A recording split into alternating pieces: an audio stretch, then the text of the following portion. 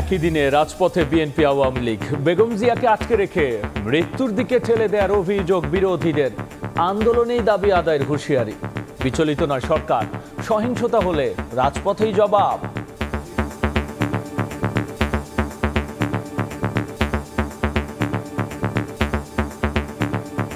প্রতিরোধের মাধ্যমে দেশনেত্রী বেগম খালেদা জিয়াকে মুক্ত করতে হবে। এটা আপনাদের তামাশা। আপনারা খালেদার মুক্তি চান না, আপনারা খালেদাকে জেলখানে রেখে তাদেরকে প্রতিষ্ঠা করতে চান। দেশের মানুষ কখনো এই দেশনেত্রীকে এভাবে অন্যায়ভাবে কারাগারে বন্দী অবস্থায় তাকে চলে যেতে দেবে না। আপনাদেরকে যে কোনো পরিণতির জন্য তৈরি থাকতে হবে।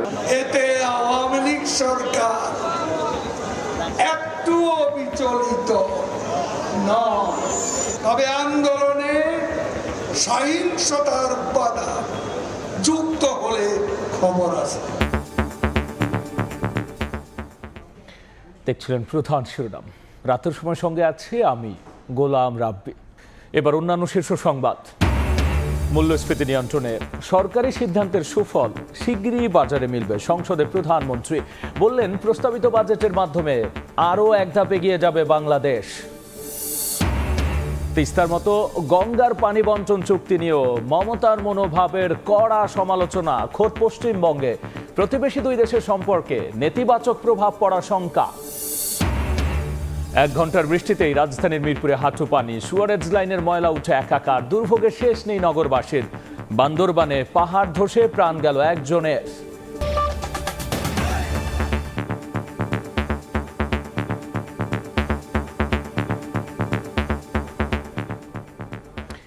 কেবল যথাসময়ে মাঠে নামতে না পারেনি বলেই গত 15 বছরে কোনো আন্দোলনের ফসল ঘরে তুলতে পারেনি বিএনপি।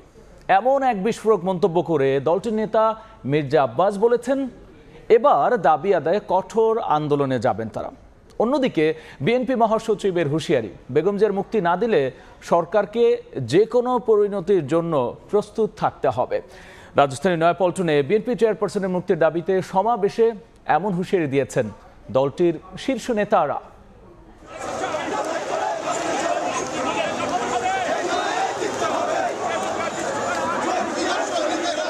স্লোগানে দলীয় নেত্রীর মুক্তির দাবি, ব্যানার প্লাকার্ডে প্রতিবাদ। নয়াপল্টনে জমায়েত বিএনপির হাজারো নেতাকর্মীর। বিকেলে সমাবেশ, কিন্তু সকালের পর থেকেই নগরের বিভিন্ন স্থান থেকে জড়ো হতে থাকেন বিএনপি ও তার অঙ্গ সহযোগী সংগঠনের নেতাকর্মীরা। মেঘলা আকাশ আর গুড়ি গুড়ি বৃষ্টি উপেক্ষা করে শুরু হয় বেগম খালেদা জিয়ার নিঃশর্ত মুক্তির দাবিতে বিএনপির সমাবেশের কার্যক্রম। দলটির নেতারা অভিযোগ করেন, বেগম জিয়াকে রাজনীতি থেকে দূরে সরিয়ে দিতে তাকে সরকার কারারুদ্ধ করে রেখেছে। স্থায়ী কমিটির সদস্যরা বলেন, বেগম জিয়াকে মুক্তির আন্দোলনের মাধ্যমে সরকারের বিরুদ্ধে প্রতিরোধ গড়ে তুলতে হবে। যেখানে অন্যায় আইনে পরিণত হয় সেখানে প্রতিরোধ অনিবার্য। পারবেন প্রতিরোধ করতে? পারবেন প্রতিরোধ করতে? প্রতিরোধের মাধ্যমে দেশনেত্রী বেগম খালেদা জিয়াকে মুক্ত করতে হবে। গত 15 বছরে নিজেদের আন্দোলনের ব্যর্থতার জন্য আত্মসমালোচনা করে মির্জা আব্বাস বলেন, কোনো আপোষ নয়, যে কোনো মূল্যে বেগম জিয়াকে মুক্ত করা হবে। আমরা 15টা বছর আন্দোলন করেছি, আন্দোলনের কোনো ফল আমরা ঘরে আনতে পারি নাই। কেন হচ্ছে না? আমরা যখন নিজেরা নিজেকে জিজ্ঞেস করি যে আমরা যথাসময়ে আমরা মাঠে থাকি না। 28 তারিখে যে আন্দোলন আমরা করেছিলাম, সেই 28 তারিখে কিন্তু ফলাফল চূড়ান্ত হয়ে যেত যদি আমরা পাল্টা একটা মিছিল নিয়ে দাঁড়াতে পারতাম। প্রধান অতিথির বক্তব্যে বিএনপি মহাসচিব মির্জা ফখরুল হুঁশিয়ারি করেন, বেগম জিয়াকে মুক্তি না দিলে সরকারকে যে কোনো পরিণতি ভোগ করতে হবে। তীব্র আন্দোলনের ইঙ্গিত দেন তিনি। দেশনেত্রীকে মুক্ত করুন, অন্যথায় আপনাদেরকে যে কোনো পরিণতির জন্য তৈরি থাকতে হবে। এই দেশের মানুষ কখনো এই দেশনেত্রীকে এভাবে অন্যায়ভাবে তাকে কারাগারে বন্দী অবস্থায় তাকে চলে যেতে দেবে না। বেগম জিয়ার মুক্তি ও সরকার পতনের মধ্য দিয়ে আন্দোলনের ইতি টানার কথাও জানান বিএনপি নেতারা। সরকার পতনের 1 দফা দাবিতে নির্বাচনের আগে ব্যাপক আন্দোলন করে এসেছিল বিএনপি।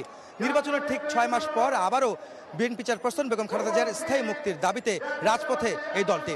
তারা বলছেন, সরকারের পতন এবং বেগম জিয়ার স্থায়ী মুক্তি না হওয়া পর্যন্ত রাজপথে আন্দোলন চালিয়ে যাবেন তারা।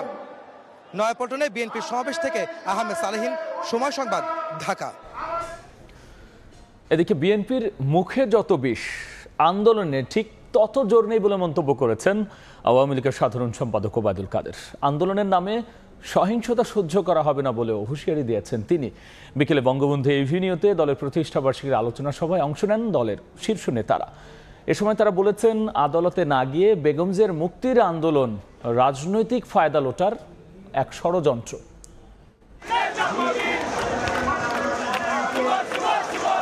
বেগম জিয়ার মুক্তির দাবিতে বিএনপি যখন সমাবেশ করছে, একই সময়ে মহানগর দক্ষিণের আয়োজনে বঙ্গবন্ধু অ্যাভিনিউতে দলের ৭৫ বছর পূর্তি উপলক্ষে আলোচনা সভা করে আওয়ামী লীগ। শনিবার দুপুরের পর থেকেই মিছিল নিয়ে কেন্দ্রীয় কার্যালয়ের সামনে সমাবেত হন নেতাকর্মীরা, যোগ দেন দলের কেন্দ্রীয় নেতারা। এ সময়ে বিএনপি চেয়ারপারসনের মুক্তির নামে সরকারের বিরুদ্ধে ষড়যন্ত্রের অভিযোগ করেন দলের সভাপতিমণ্ডলীর সদস্য অ্যাডভোকেট কামরুল ইসলাম। হুঁশিয়ার করেন, আন্দোলনের নামে সহিংসতা করলে দাঁত ভাঙা জবাব দেয়ার। আন্দোলনের হুমকি দেবেন না, আন্দোলন করে কোনো লাভ হবে না। পরিষ্কার বলতে চাই, আবার যদি সন্ত্রাসের পথে হাঁটেন, আন্দোলনের নামে যদি বিভীষিকাময় অবস্থার সৃষ্টি করেন, আপনাদের দাঁত ভাঙা জবাব আমরা দেব। আপনারা খালেদার মুক্তি চান না, আপনারা খালেদাকে জেলখানায় রেখে তাদেরকে প্রতিষ্ঠা করতে চান। একে যে কোনো রাজনৈতিক আদর্শ নাই। বাংলাদেশের ইতিহাসকে যদি ধরে রাখতে হয়, তাহলে আওয়ামী লীগের পতাকা দলের সবাইকে ঐক্যবদ্ধ হতে হবে। প্রধান অতিথির বক্তব্যে দলের সাধারণ সম্পাদক বিএনপিকে দুর্নীতিবাজ দল আখ্যা দিয়ে বলেন, তারেক রহমান হাজার হাজার কোটি টাকা লুটপাট করে লন্ডনে আরামায়েশ করছেন, তাই বিএনপি নেতাদের মুখে দুর্নীতি বিরোধী কথা মানায় না। দুর্নীতির বিরুদ্ধে সরকারের কঠোর অবস্থানের কথা আবারও জানান ওবায়দুল কাদের। বিএনপি নেতাদের আন্দোলনে তত জোর নেই, মুখের বিষ যত জোর। বিএনপিতে এখন আতঙ্কের নাম তারেক রহমান। বাড়াবাড়ি করবেন না, ক্ষমতার দাপট কেউ দেখাবেন না, কাউকে ক্ষমা করা হবে না। আন্দোলনের নামে বিরোধীদের সহিংসতা ঠেকাতে নেতাকর্মীদের ঐক্যবদ্ধ থাকার আহ্বান জানান সাধারণ সম্পাদক। একই সঙ্গে তাদেরকে দুর্নীতি বিরোধী শপথ নেয়ার নির্দেশ দেন। করেন আন্দোলন, তবে আন্দোলনে সহিংসতার উপাদান যুক্ত হলে খবর আছে। সানবীর রূপল, সময় সংবাদ, ঢাকা। প্রস্তাবিত বাজেটের মাধ্যমে বাংলাদেশ আরও এক ধাপ এগিয়ে যাবে জানিয়ে প্রধানমন্ত্রী শেখ হাসিনা বলেছেন, শুধু আওয়ামী লীগ নয়, সব শাসন আমলেই কালো টাকা সাদা করা হয়েছে। বিকেলে 2024-25 অর্থ বছরের বাজেট অধিবেশনের সমাপনী সেশনে বক্তব্য রাখেন সংসদ নেতা। এ সময় তিনি বলেন, খেলাপি ঋণের হার আগের চেয়ে কমেছে, আর মূল্যস্ফীতি নিয়ন্ত্রণে সরকারি সিদ্ধান্তের সুফল শীঘ্রই বাজারে মিলবে। মাননীয় স্পিকার, চ্যালেঞ্জ নেওয়াটাই তো আমাদের কাজ। আমরা তো চ্যালেঞ্জ নিয়েই চলতে চাই এবং চ্যালেঞ্জ নিয়েই এগিয়ে যাচ্ছি। মূল্যস্ফীতি নিয়ন্ত্রণে এবার আমরা যে সকল পদক্ষেপ নিয়েছি, আমরা মনে করি যে খুব শীঘ্রই বাজারে তার প্রভাব পড়বে এবং আমরা আমাদের আকাঙ্ক্ষা অনুযায়ী, প্রত্যাশা অনুযায়ী আমরা হ্রাস করতে পারবো। এই অতিবারী যুদ্ধ সবকিছু মোকাবেলা করেই কিন্তু আমরা সামনের দিকে এগোচ্ছি। আর কালো টাকার সাথে, এটা কালো টাকার সাথে না, আয়কর দিয়ে মূল জনগোষ্ঠীতে যাতে ফিরে আসে আর এই ধরনের কর্মকাণ্ড যাতে না করে, সেই জন্যই এই মাঝে মাঝে এই ধরনের সুযোগ দেওয়া হয়। এই ধরনের সুযোগ খালেদা জিয়া নিয়েছিল, ডক্টর কামাল হোসেন নিয়েছিল এবং আরও অনেকেই নিয়েছিল। এমনকি বিএনপি সাইফুর রহমানও করেছে, এরশাদ সাহেবও বোধহয় করেছিলেন। আমার মনে হয় একটু খোঁজ নিতে হবে। এই বাজেট বাস্তবায়নের মধ্য দিয়ে বাংলাদেশ আবার এক ধাপ এগিয়ে যাবে। জাতীয় সংসদে পাশ হলো অর্থ বিল। আগামীকাল পাশ হচ্ছে 2024-25 অর্থ বছরের বাজেট। নতুন এই বাজেট কার্যকর হবে 1 জুলাই থেকে। শনিবার বিকেলে সংসদে অর্থ বিল উত্থাপন করেন অর্থমন্ত্রী আবুল হাসান মাহমুদ আলী। এ সময় অর্থমন্ত্রী বলেছেন, 2024-25 অর্থ বছরের বাজেট এমন সময় দেয়া হচ্ছে যখন বর্তমানে বৈশ্বিক নানা সংকটের কারণে অন্যান্য দেশের মতো বাংলাদেশও নানাবিধ চ্যালেঞ্জ মোকাবেলা করছে। এবারের বাজেটে মূল্যস্ফীতি নিয়ন্ত্রণ সহ অর্থনৈতিক স্থিতিশীলতায় সর্বোচ্চ অগ্রাধিকার দেওয়া হয়েছে বলে জানান অর্থমন্ত্রী। এবং 2041 সালের মূল্যস্ফীতি নিয়ন্ত্রণের লক্ষ্যে মুদ্রানীতিতে ইতিমধ্যে সংকোচনমূলক নানা পদক্ষেপ গ্রহণ করা হয়েছে। নীতি সুদ হার রেপো উল্লেখযোগ্য পরিমাণে বাড়িয়ে 8.5% উন্নীত করা হয়েছে এবং ব্যাংক সুদের হার সম্পূর্ণরূপে বাজার ভিত্তিক করা হয়েছে। রপ্তানি উৎসাহিতকরণ এবং প্রবাস আয়ে গতি সঞ্চারের মাধ্যমে বৈদেশিক মুদ্রার রিজার্ভ বৃদ্ধির লক্ষ্যে ডলারের বিনিময় হারের ক্ষেত্রে রোলিং পেগ পদ্ধতি প্রবর্তন করা হয়েছে। তিস্তার মতো গঙ্গার পানি বন্টন চুক্তি নিয়ে পশ্চিমবঙ্গের মুখ্যমন্ত্রী মমতা বন্দ্যোপাধ্যায়ের মনোভাবের কড়া সমালোচনা শুরু হয়েছে খোদ তার নিজের রাজ্য জুড়েই। তৃণমূল নেত্রীর এমন মনোভাবে প্রতিবেশী দুই দেশের সম্পর্কে নেতিবাচক প্রভাব পড়ার আশঙ্কাও করছেন মমতার রাজ্যের বর্ষিয়ান সাংবাদিকরা। ভারত থেকে জানবো বিস্তারিত সুব্রত আচার্যের কাছে। 2011 সালে ভারতের তৎকালীন প্রধানমন্ত্রী ডক্টর মনমোহন সিং এর সফর সঙ্গী হিসেবে নাম ঘোষণার পর বাংলাদেশ সফর বাতিল করেছিলেন সদ্য পশ্চিমবঙ্গের ক্ষমতায় আসা তৃণমূল কংগ্রেসের মুখ্যমন্ত্রী মমতা বন্দ্যোপাধ্যায়। সফর বাতিলের কারণ তিস্তা চুক্তিতে তার সায় না থাকা। 2011 সাল থেকে 2024 গেল 13 বছর ধরে তিস্তা চুক্তি আলোর মুখ দেখেনি। বাংলাদেশের অধিকার থাকলেও সেই পানির ন্যায্য ভাগ্য পায়নি ভাটির দেশের লাখ লাখ মানুষ। তিস্তায় বাগড়া দেওয়ার পর এবার পশ্চিমবঙ্গের প্রশাসনিক প্রধানের নজর গঙ্গার পানি বন্টন চুক্তির নবায়নের দিকেও। লোকসভা ভোটের সময় মুর্শিদাবাদের প্রচারে গিয়ে ফারাক্কার ব্যারেজ লাগোয়া মানুষকে আন্দোলনে নামার পরামর্শ দিয়েছিলেন মমতা। আর এবার দুই দেশের প্রধানমন্ত্রীর দ্বিপাক্ষিক বৈঠকের পর সরাসরি তিস্তা গঙ্গা চুক্তি নিয়ে রণংদেহী রাজ্যটির মুখ্যমন্ত্রী। এতেই মারাত্মক প্রতিক্রিয়া দেখাচ্ছেন দুই দেশের সম্পর্ক নিয়ে যারা কাজ করেন সেই বিশ্লেষকরা। মমতা নিজে মনে করছেন যে তিনি অঙ্গরাজ্যের মুখ্যমন্ত্রী নন, তিনি একজন প্রধানমন্ত্রী। এই যে তার নিজের চিন্তাভাবনাটা দুই দেশের সম্পর্ক দিনের পর ক্ষতি করে দিয়েছে। বর্ষিয়ান এই সাংবাদিক 2011 সালে তিস্তা চুক্তি ভেস্তে যাওয়ার পেছনে মমতার অবস্থানের কড়া সমালোচনাও করেন। তিস্তা চুক্তি যাতে মমতার মনমোহন সিং এর সঙ্গে ঢাকায় যায় সেই আলোচনার জন্য তৎকালীন ভারত সরকারের নিরাপত্তা উপদেষ্টা প্রধানমন্ত্রী Shivshankar who's very close friend of mine, Shivshankar Menon 3 বার কলকাতায় আসে ভারত সরকারের ইরিগেশন সচিবকে সঙ্গে নিয়ে তাকে বোঝাবার চেষ্টা করে। বিশ্লেষকরা বলছেন বিজেপির সঙ্গে নেতিবাচক সম্পর্কের কারণেই গঙ্গার পানি বন্টন চুক্তির নবায়নের সিদ্ধান্তের বিরুদ্ধে মমতার কঠোর এই অবস্থান। সুব্রত আচার্য, সময় সংবাদ, ভারত। দেশের স্বার্থেই ভারতের সঙ্গে কানেক্টিভিটি নিয়ে সমঝোতা সই হলেও বিএনপি বিভ্রান্তি ছড়াচ্ছে বলে মন্তব্য করেছেন পররাষ্ট্রমন্ত্রী ডক্টর হাসান মাহমুদ। সকালে চট্টগ্রামের স্থানীয় আওয়ামী লীগ আয়োজিত এক আলোচনা সভায় যোগ দিয়ে তিনি কথা বলেন। এ সময় বিএনপি নেতারা অশিক্ষিতদের মতো কথা বলছে বলেও মন্তব্য করেন পররাষ্ট্রমন্ত্রী। বিএনপি নেতারা তো শিক্ষিত মানুষ এখন অশিক্ষিতের মতো কেন কথা বলছেন সেটি আমার বোধগম্য নয়।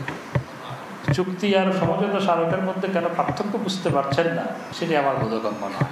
সমস্ত সমঝোতা স্মারক দেশের স্বার্থেই করা হয়েছে এবং সেই কানেক্টিভিটির সাথে আমরা নেপাল এবং ভুটানকেও যুক্ত করতে চাই।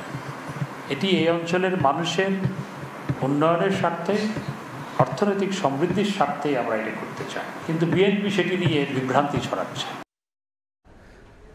রাতের সময় আরও থাকছে।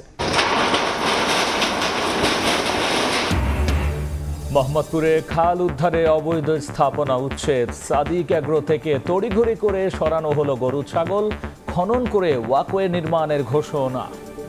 বিশ্বকাপের ফাইনালে দক্ষিণ আফ্রিকার বিপক্ষে টস জিতে এখন ব্যাট করছে ভারত। দেশের বিভিন্ন জায়গায় বড় পর্দায় ফাইনাল ম্যাচ উপভোগ করছেন ক্রিকেট প্রেমীরা। আর এই মুহূর্তে ঢাকা বিশ্ববিদ্যালয়ের টিএসসিতে আছেন রিপোর্টার মাহবুব রিমন। সরাসরি যাচ্ছে তার কাছে।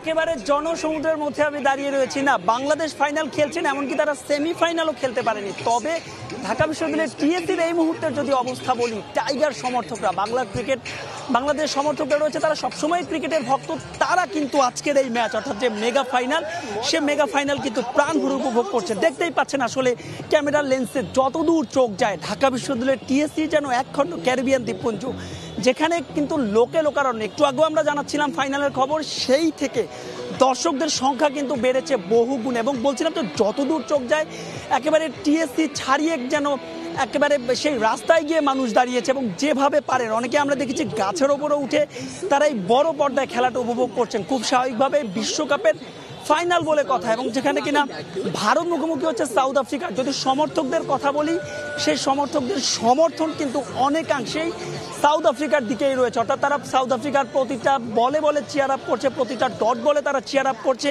এবং উইকেট গেলে তারা এমনভাবে সেলিব্রেশন করছে যাতে মনে হচ্ছে হয়তো বাংলাদেশ আর ভারতের মধ্যে খেলা হচ্ছে আজকে। তবে একেবারে যে ভারতের সমর্থকের সংখ্যা নেহাত কম তেমন নয় বিষয়টি, ভারতের সমর্থকরা রয়েছে, তবে সাউথ আফ্রিকার সমর্থনের কাছে সেই সমর্থন কিন্তু একেবারেই কিছু না। এর আগেও আমরা দেখেছি যে বলছিলাম যে প্রতিটা উইকেট ইতিমধ্যে 3টা উইকেট তাদের তুলে ফেলেছে। তবে দর্শকরা একটা কথা বলছেন যে যাই হোক না কেন তারা একটা জমজমাট ফাইনাল দেখতে চায়। 2019 সালে যেমন ফাইনাল ছিল নিউজিল্যান্ড এবং ইংল্যান্ডের মধ্যে ওয়ানডে বিশ্বকাপ, জানেন যে সাউথ আফ্রিকা এই দলটা এখন পর্যন্ত টুর্নামেন্টে অপরাজিত, ভারতও কিন্তু এখন পর্যন্ত কোনো ম্যাচ হারেনি, অর্থাৎ দুই সেরা দলই ফাইনাল খেলছে। এবং সমর্থক যারা রয়েছেন তারা একটা কথা বারবার বলছেন, ফলাফল যাই হোক না কেন তারা যেন ম্যাচটাকে উপভোগ করতে পারেন এবং তারা যেন প্রাণ ভরে এই ম্যাচটাকে উপভোগ করতে পারেন। দেখতেই পাচ্ছেন আসলে সমর্থকদের কথা, সন্ধ্যার পর থেকে কিন্তু দর্শকরা ঢাকা বিশ্ববিদ্যালয়ের যে টিএসসি রয়েছে সেই টিএসসিতে কিন্তু তারা জড়ো হয়েছেন। এবং বলছিলাম যে বাংলাদেশ সেমি খেলতে পারেনি, বাংলাদেশ সে সামনে দারুণভাবে সুযোগ ছিল। আমরা পুরো বিশ্বকাপটা আসলে কভার করেছি, আমরা দেখেছি যে বাংলাদেশের ম্যাচ ছাড়া আসলে ঢাকা বিশ্ববিদ্যালয়ের টিএসসির যে বড় পর্দার যে জায়গাটা, সেই জায়গাটা কিন্তু একেবারে ফাঁকা, ধুধু একেবারে ফাঁকা শূন্য পড়ে থাকে। তবে আজকে কিন্তু একেবারে ব্যতিক্রম চিত্র, এক পশলা বৃষ্টি হয়ে গেছে সকালবেলা টিএসসির যে জায়গার, এই জায়গার সামনে আসলে অনেকটাই কর্দমাক্ত, কিন্তু সেই ঝড় বাদল কিংবা সেই কর্দমাক্ত যে সব কিছু উপেক্ষা করে তারা কিন্তু এই ম্যাচে কিন্তু ম্যাচটা দেখতে এসেছেন এবং প্রাণ ভরে কিন্তু তারা প্রতিটা বলে বলে কিন্তু দুদলকে সমর্থন দিচ্ছেন। বিশেষ করে বলছিলাম যে সাউথ আফ্রিকার প্রতিটা ডট বল কিংবা উইকেটে কিন্তু তারা অনেক বেশি চিয়ার আপ করছে। তো এই ছিল আমার কাছে ঢাকা বিশ্ববিদ্যালয়ের টিএসসি থেকে দর্শকদের ফাইনালের উন্মাদনার সবশেষ খবর।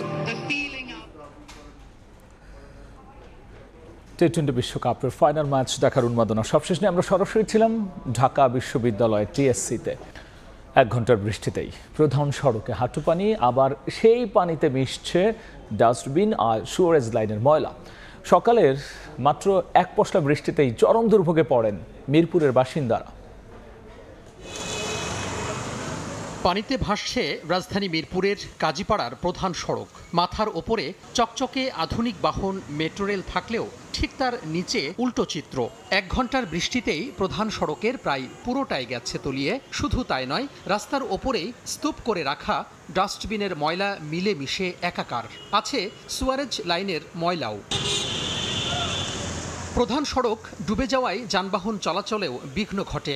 নাগরিকের ন্যূনতম হাঁটার অধিকারও কেড়ে নিয়েছে ময়লা আর দুর্গন্ধযুক্ত পানিতে ডুবে থাকা ফুটপাত। 1-2 দিন নয়, বাসিন্দাদের অভিযোগ বছরের পর বছর চলছে এমন দুর্ভোগের চিত্র, তাও যেন দেখার কেউ নেই। এটা ঢাকা না, এটা ক্ষেত, আমরা খেতে করতে আছি। ময়লা পানি কিভাবে থাকে, যদি কাজ ঠিকঠাক মতো করতো। এখানে পানি জমে, এখানে ময়লা আবর্জনা ফেলে রাখে। ময়লা পানিতে চলাচলে সবচেয়ে বিপাকে পড়ে স্কুলগামী শিক্ষার্থী আর অভিভাবকরা। বাচ্চাদের স্কুল আছে, বাচ্চাদের কলেজ আছে, আসা যাওয়া করতে হয় পানি উঠবে। অ্যালার্জি এই যে চুলকানি, এই যে এগুলি যে গোটা গাড়া বেশি বাচ্চা হয়, পায়ে তো অবশ্যই গা হয়, এখন কি করার, এখন তো চলতে হবে। বৃষ্টি এলেই জলাবদ্ধতায় দুর্ভোগ হলেও সিটি কর্পোরেশন যেন দেখেও দেখে না, এমনটাই অভিযোগ বাসিন্দাদের। তোহা খান তামিম, সময় সংবাদ, ঢাকা। বান্দরবানের নাক্ষংছড়িতে ছড়ায় কাজ করার সময় পাহাড় ধসে একজনের মৃত্যু হয়েছে। পুলিশ জানিয়েছে দুপুরে সদর ইউনিয়নের ফুলতুল এলাকায় বাড়ির পাশের পাহাড়ি ছড়ায় কাজ করছিলেন আবু বক্কর। হঠাৎ পাহাড় ধসে ঘটনাস্থলে তার মৃত্যু হয়। স্থানীয়রা তার লাশ উদ্ধার করে। খবর পেয়ে ঘটনাস্থলে যায় পুলিশ। গত কয়েকদিন ধরে পাহাড়ে বৃষ্টিপাত অব্যাহত থাকায় মাটি নরম হয়ে যাওয়ায় বিভিন্ন সময় নামছে ধস, আর এতে ঝুঁকিতে রয়েছেন পাদদেশে বসবাসকারী বাসিন্দারা। 20 বছর ধরে দখল হওয়া মোহাম্মদপুরের রামচন্দ্রপুর খালে গড়ে ওঠা সাদিক অ্যাগ্রো সহ বিভিন্ন স্থাপনা উচ্ছেদ করেছে উত্তর সিটি কর্পোরেশন। একই সঙ্গে খাল খনন করে চালু করা হচ্ছে পানি প্রবাহ। উদ্ধার কাজ শেষে খালের চারদিকে গড়ে তোলা হবে দৃষ্টিনন্দন ওয়াকওয়ে। মোহাম্মদপুরের আলোচিত সাদিক অ্যাগ্রোতে তৃতীয় দিনের মতো অভিযান চালানো হলে এভাবেই তড়িঘড়ি করে বের করা হয় খামারটির গবাদি পশু। রামচন্দ্রপুর খাল দখল করে গড়ে ওঠা স্থাপনা থেকে অন্যত্র সরিয়ে নেওয়া হয় পশুগুলোকে। শনিবার এসকেভেটর দিয়ে ভেঙে ফেলা হয় খামারের অবশিষ্ট অংশ। প্রায় 20 বছর ধরে খালে মাটি ভরাট করে গড়ে তোলা বিভিন্ন বসতি ছেড়ে চলে যেতে হয় স্থানীয়দের। তবে উচ্ছেদ করা জমিকে ব্যক্তি মালিকানা বলে দাবি তাদের। 16 বছর ধরে বাসা কাজ করে খায়, ভিক্ষা খুঁজে খায়, টুকায় খায়। খালের জায়গায় বাড়ি করছেন? আমাদের এই হাউজিং তো করে আমাকে জায়গা দিচ্ছে। ডাল ভাত রান্না খাওয়ার জন্য তো আমাকে কিছু আন্ডে পাতিল ছিল না, কিন্তু ওগুলো আমাকে সরাইতে দেয়নি। এটা কিন্তু অরিজিনাল খালা জায়গা না, এটা এদিকে মালিকানা জায়গা আছে।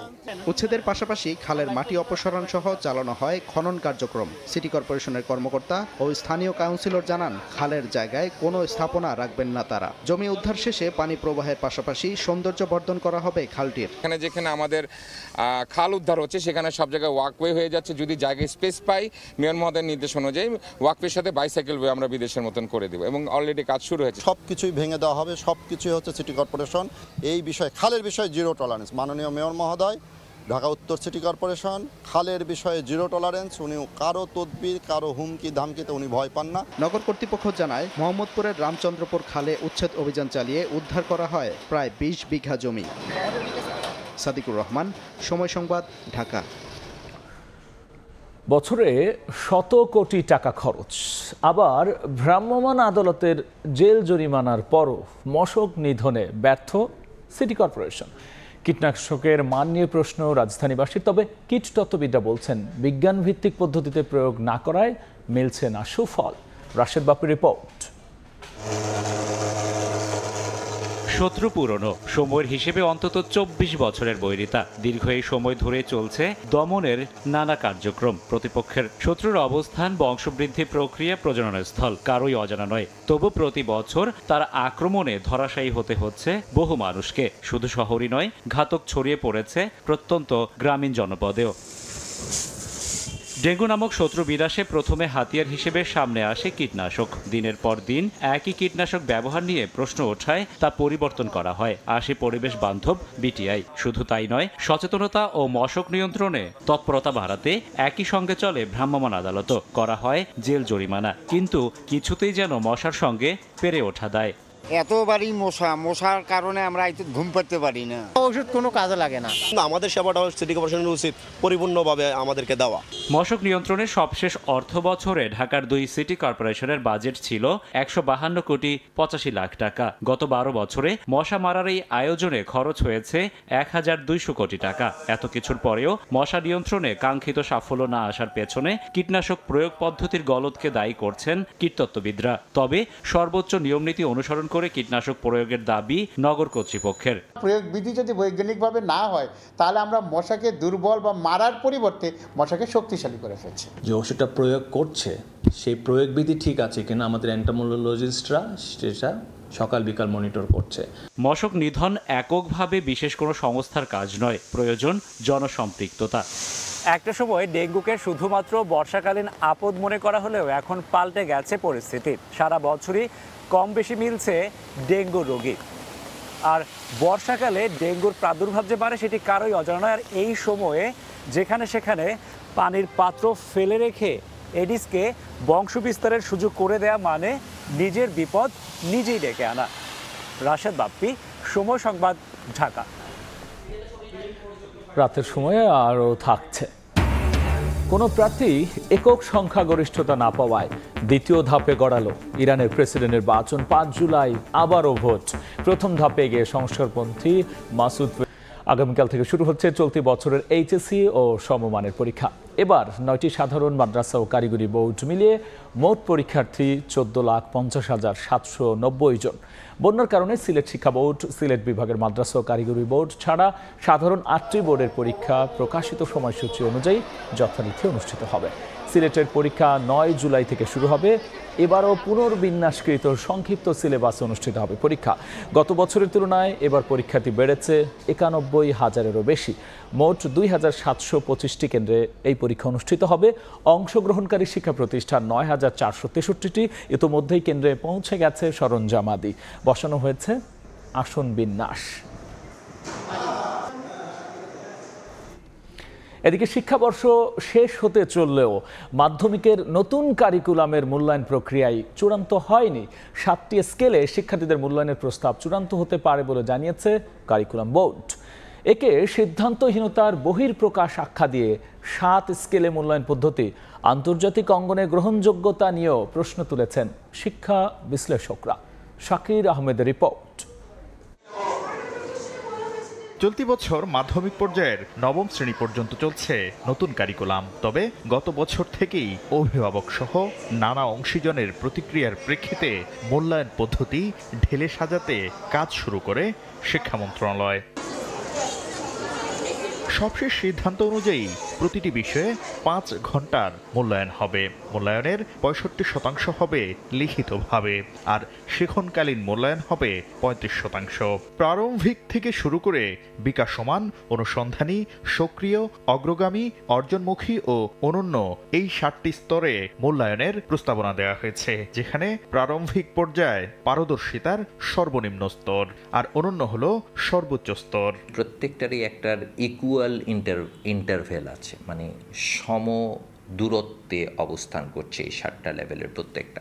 এছাড়া একটি শ্রেণীতে 2টি বিষয়ে কাঙ্ক্ষিত পারদর্শিতা ও দক্ষতা প্রদর্শনে ব্যর্থ হলে শর্ত সাপেক্ষে পরবর্তী শ্রেণীতে উন্নীত হওয়া যাবে। তাকে যে 2টা বিষয়ের জন্য আমরা বলছি যে রিপিট করব, সেটা কিন্তু শিক্ষণকালীন মূল্যায়নের জন্য নয়। একাদশ শ্রেণীর ক্লাসে করবে, একাদশ শ্রেণীর পড়ায় পড়বে, শুধু সামষ্টিক মূল্যায়ন পরবর্তী বছরে যেটা হবে সেখানে গিয়ে সে ওই 2টো বিষয়ে পরীক্ষা দিতে হবে। তবে চলতি শিক্ষাবর্ষের প্রথম 6 মাস পার হয়ে গেলেও এখনো মূল্যায়ন পদ্ধতি চূড়ান্ত করতে না পারাকে দুর্বলতা বলছেন শিক্ষাবিদরা।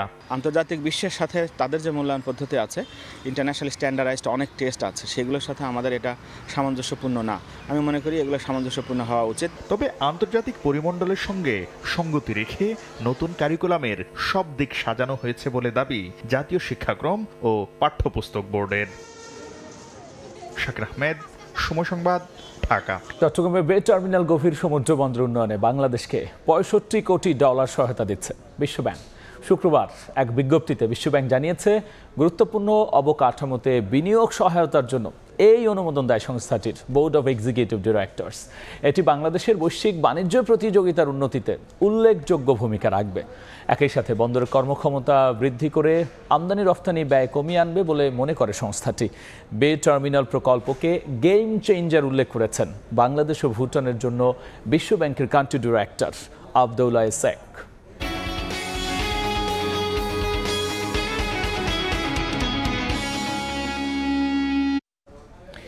এবার আর কেবল পণ্য ওঠানামা কিংবা জাহাজ হ্যান্ডলিং নয়, একেবারেই ল্যান্ডলর্ড বা জমিদারি প্রথায় ফিরে যাচ্ছে চট্টগ্রাম বন্দর। $1 বিলিয়ন লাভের আশায় নিজেদের ইয়ার্ড ও টার্মিনাল বিনিয়োগের জন্য দেয়া হচ্ছে বিদেশি প্রতিষ্ঠানকে।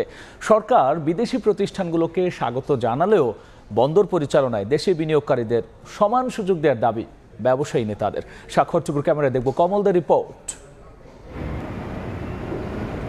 বঙ্গোপসাগরের মোহনা ঘেঁষে গড়ে ওঠা পতেঙ্গা কন্টেনার টার্মিনালে ভিড়ছে বিদেশি জাহাজ। চলছে জাহাজে কন্টেনার উঠানামাও। প্রথমবারের মতো বিদেশি প্রতিষ্ঠান হিসেবে এই কন্টেনার টার্মিনাল পরিচালনার দায়িত্ব পেয়েছে সৌদি আরব ভিত্তিক প্রতিষ্ঠান রেড সি গেটওয়ে। যতগুলো বড় বড় শিপিং লাইন আছে, টার্মিনাল অপারেটর আছে, তারা কিন্তু সকলেই এখন চট্টগ্রাম বন্দরে আগ্রহ প্রকাশ করছে। চলতি বছরে 6 থেকে 8 বিলিয়ন মার্কিন ডলার বিনিয়োগে চুক্তি স্বাক্ষর করবে ডেনমার্কের মার্কসলাইন, আরব আমিরাতের ডিপি ওয়ার্ল্ড, সিঙ্গাপুরের সিঙ্গাপুর পোর্ট অথরিটি।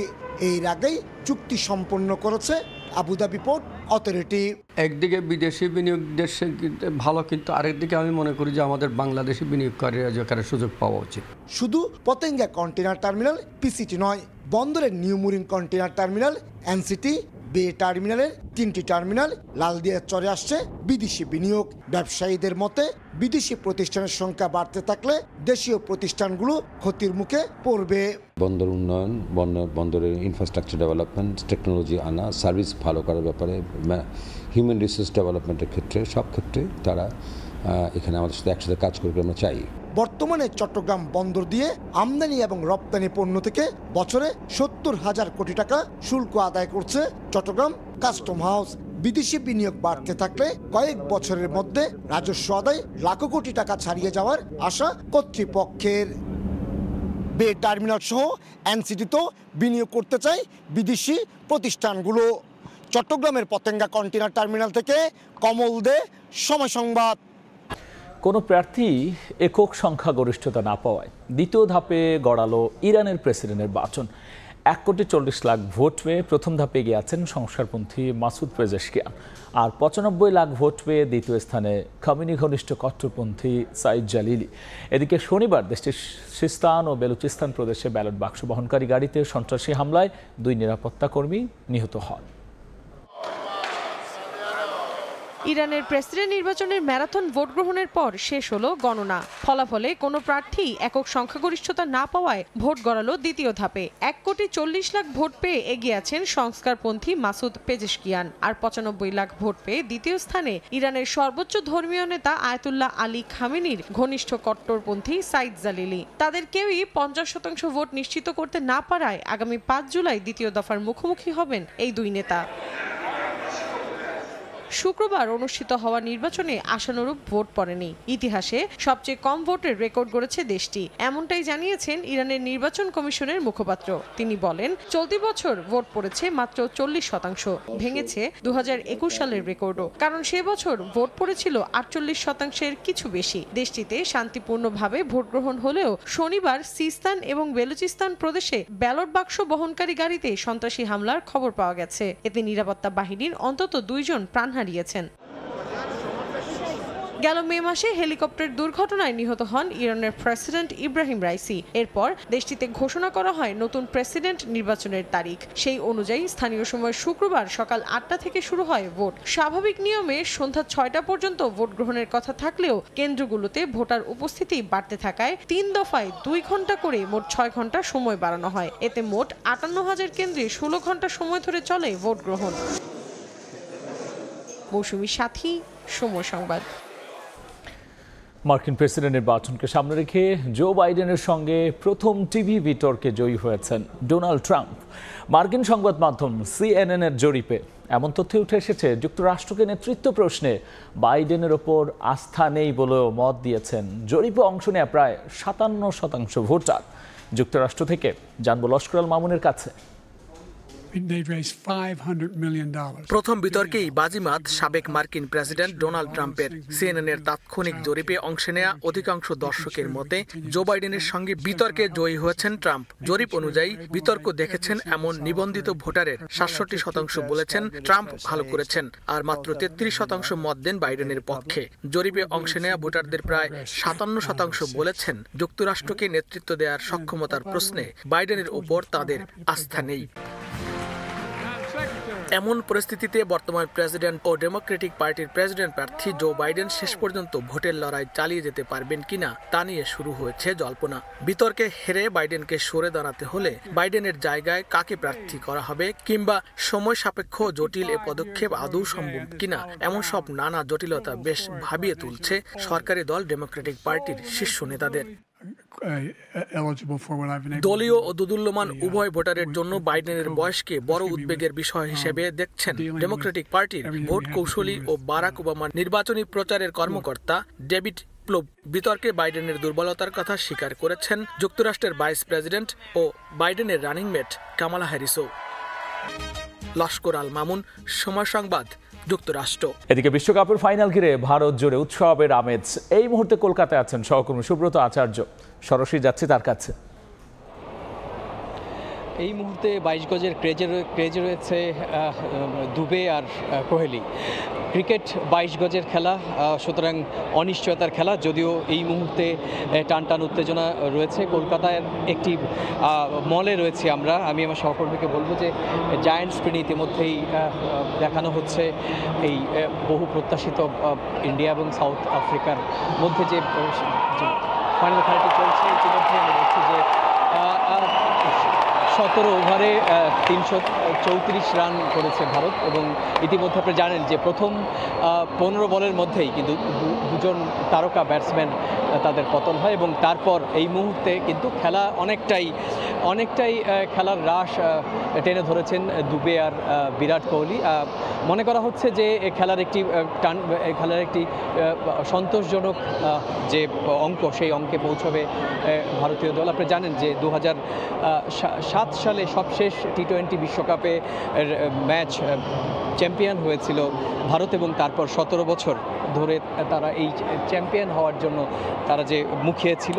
আর এই বিশ্বকাপ, চলমান বিশ্বকাপে কিন্তু এখনও পর্যন্ত ভারত অপ্রতিরোধ্য। প্রত্যেকটি ম্যাচে ভারত জিতেছে এবং ভারতীয় দর্শকরা মনে করছেন যে এবার কিন্তু তাদের চ্যাম্পিয়নশিপ ট্রফি কিন্তু তাদের হাতে যাবে এবং সে কারণে আমরা দেখেছি যে সকাল থেকেই কিন্তু আজকে টানটান উত্তেজনা চলছিল। কলকাতার বিভিন্ন শপিং মলে সুসজ্জিত করা হয়েছে। আপনি জানেন যে এই ভারতীয়দের মধ্যে আজকের যে দিনটি সেটি স্মরণীয় করে ইতিমধ্যেই জানেন যে এই মুহূর্তে খেলা শুরুটা অবশ্যই ভালো হয়নি, কারণ আপনি জানেন যে 15 রানের মধ্যে 15 ওভারের মধ্যেই 15 বলের মধ্যে কিন্তু পরপর দুজন তারকা ব্যাটসম্যান তাদের পতন হয়েছে। যদিও ক্রিকেটাররা চেষ্টা করছেন প্রাণপণভাবে যে তাদের যে বিশ্বকাপের যে চ্যাম্পিয়নশিপ ট্রফি তাদের ঘরে নিয়ে আসার জন্য। সেই শুরুতেই বলছিলাম যে কলকাতায় সে অর্থে সকাল থেকে আমরা দেখেছি যে মলগুলোতে তাদের আয়োজন ছিল। জায়ান্ট স্ক্রিনে এই খেলা দেখানোর জন্য সকাল থেকে এই বিভিন্ন জায়গায় মাইকিং করা হয়েছে। পত্রিকাতেও বিজ্ঞাপন দেওয়া হয়েছিল যে বিভিন্ন মলে আয়োজন করা হবে এই বিশ্বকাপের এই ফাইনাল ম্যাচটি দেখানোর জন্য। সে কারণেই আমি দেখেছি সন্ধ্যার পর থেকেই কিন্তু বিভিন্ন মলে কেনাকাটা করতে না এসেও শুধুমাত্র খেলা দেখার জন্য কিন্তু এই মলগুলোতে ভিড় করেছে। আমি এই মুহূর্তে দক্ষিণ কলকাতার একটি মলে রয়েছি। এই মলে কিন্তু অসংখ্য ক্রিকেট ভক্ত তারা কিন্তু জড়ো হয়েছেন এবং তারা এই মুহূর্তে বিশ্বকাপ উপভোগ করছেন। খেলা চলছে। ভারতীয়রা মনে করছেন যে এবার বিশ্বকাপ তাদের নিজের ঘরেই আসবে। আপনি জানেন যে 2007 সালে সবশেষ টি-20 বিশ্বকাপ ট্রফি ভারতের ঘরে এসেছিল। প্রায় টানা 17 বছর ধরে তাদের এই প্রত্যাশিতভাবেই চাইছে যে 17 বছর পর আবার বিশ্বকাপ ট্রফি ভারতের ঘরে আসুক এবং সে কারণেই শুরুতেই যেটা বলছিলাম যে শুরুতেই প্রথম 3 ওভারের মধ্যেই দুজন তারকা ব্যাটসম্যানের এরকমভাবে ক্রিজ থেকে ফিরে যাওয়ার ঘটনায় প্রত্যাশিতভাবেই কিন্তু ভারতীয় দর্শকদের মধ্যে একটু হতাশা নেমে এসেছিল। কিন্তু এখন খেলার রাশ অনেকটাই দুবে আর বিরাট কোহলি টেনে ধরেছেন। তো সব মিলিয়ে এই ছিল আমার কাছে বিশ্বকাপ খেলার যে টানটান উত্তেজনা। এই মুহূর্তে দক্ষিণ কলকাতার একটি শপিং মল থেকে বিশ্বকাপের এই মুহূর্তে থাকা সব শেষ তথ্য। টি-20 বিশ্বকাপ ঘিরে দর্শকদের মাঝে উন্মাদনা সবশেষ নিয়ে আমরা সরাসরি ছিলাম ভারতের দক্ষিণ কলকাতায়। এ পর্যায়ে শীর্ষ সংবাদ জানিয়ে দিচ্ছে আরও একবার।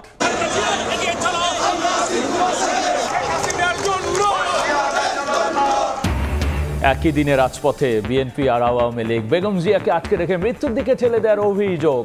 আন্দোলনেই দাবি আদায়ের হুঁশিয়ারি। বিচলিত নয় সরকার, সহিংসতা করলেই জবাব। মূল্যস্ফীতি নিয়ন্ত্রণে সরকারি সিদ্ধান্তের সুফল শিগগিরই বাজারে মিলবে। সংসদে প্রধানমন্ত্রী বললেন প্রস্তাবিত বাজেটের মাধ্যমে আরও এক ধাপ এগিয়ে যাবে বাংলাদেশ। এই ছিল আমার কাছে থেকে রাতের সময়ে। এরপর দেখবেন সম্পাদকীয়। সঙ্গেই থাকুন সময়।